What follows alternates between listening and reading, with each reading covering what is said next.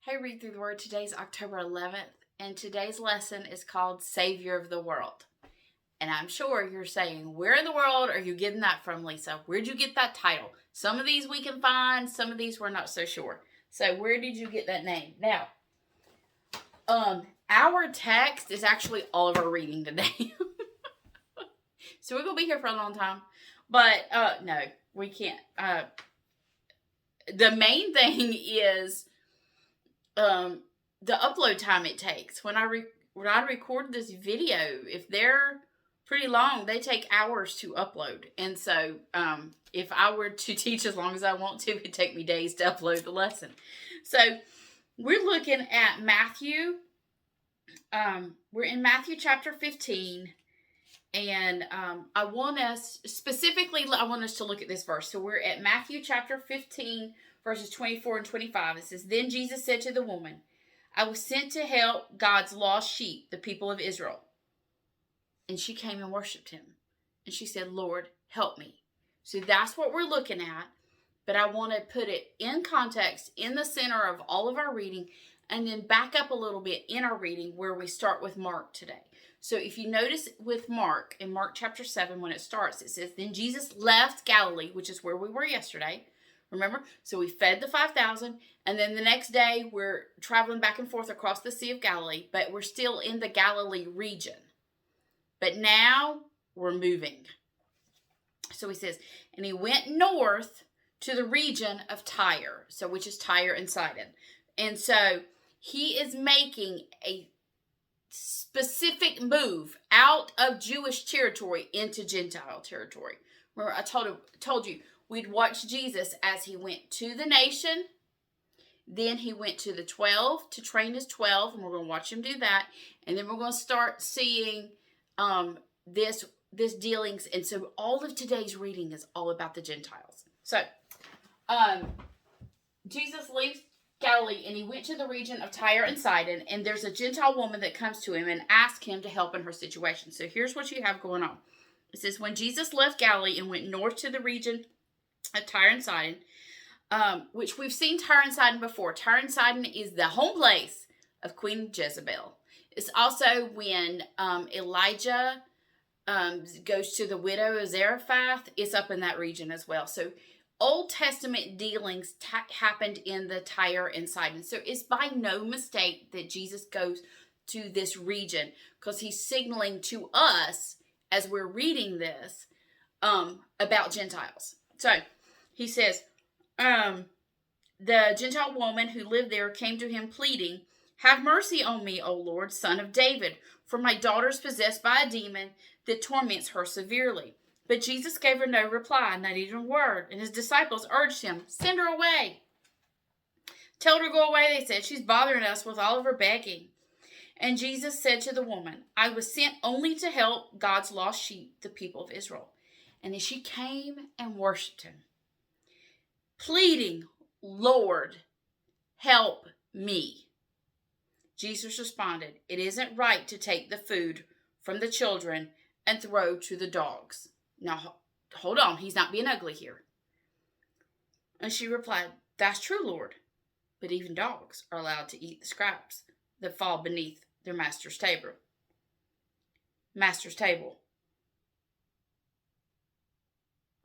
"Dear woman," Jesus said to her, "your faith is great. Your request is granted." And our daughter was instantly healed. So when he says this he's saying, it's not my time yet. And because he said, I was sent to the lost sheep of Israel. Remember, we talked about the good shepherd and who he is. And he says, your time's coming. So imagine if you have an animal at home and so when he says the dogs here, he's not talking mongrels. He's talking a family pet, the puppies. The puppies are in your house. And you feed the puppy. And he's like, your time's coming. It's not your time yet. First we do here, and then we'll feed. And then her faith says, she understands what he's saying. She said, yes. But even the scraps that the people at the table don't want, the puppies will take. And she's like, your people? I want what they don't want. And he says, your faith. And instantly her daughter's made well.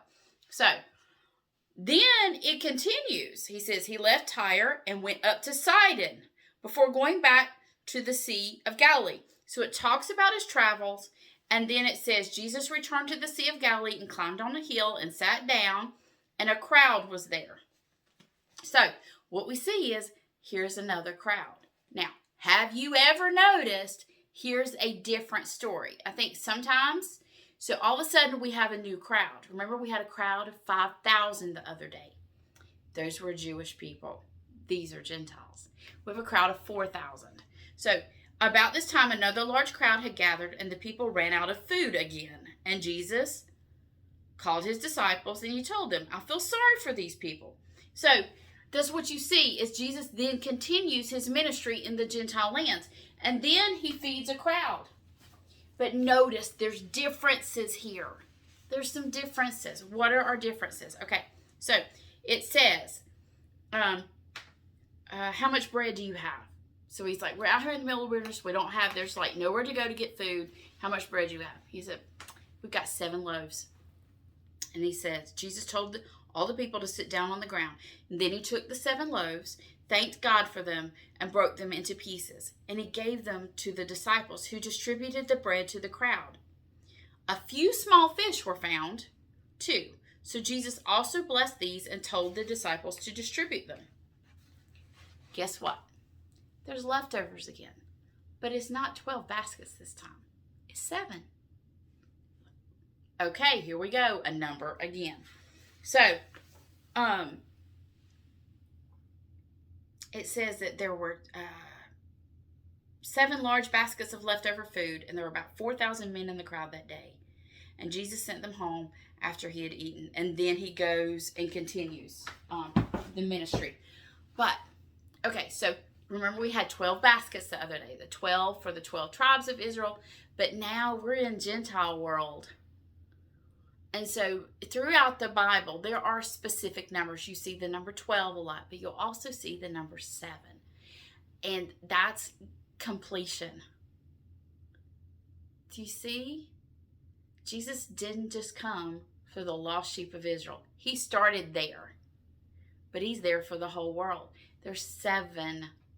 And you'll see that number keep coming, the 7 churches. So 7 is that number of completion. You'll see the number 7 a lot in the book of Revelation. But here's the thing. There were enough table scraps for everybody. Jesus came for them. But he also came. He's not just Savior of Israel. He's Savior for the entire world. And he was telling that during this time in Matthew. So I think what we're seeing here is we see a chance for the faith of the woman to grow. We see her faith. We see the faith of different people all through this text of Gentiles who are worshiping God. Because what you see is, it says, it's a reason why it says they will praise the God of Israel. They praise the God of Israel because he's known as their, but they want this God.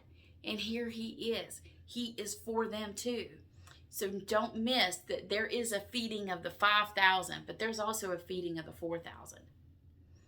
And both of them tell stories, and both of them tell us something different.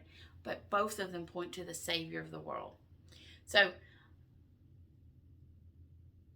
I hope you remember that. There's a lot of people that don't know there's 2, that they think there's the same story. It's 2 different stories, 2 different places, 2 different things, 2 different numbers. There's a 12 and a 7 and all these things. So, look at that. And like we see is through every circumstance they're going through, these people who are on their on-the-job training, their faith grows. I want that to be said of me, that through every circumstance that the Lord brings me through, my faith grows. My faith grows until one day our faith will become sight. I can't wait for that day. And I know you can't either. So we'll see you next time on Read Through the Word.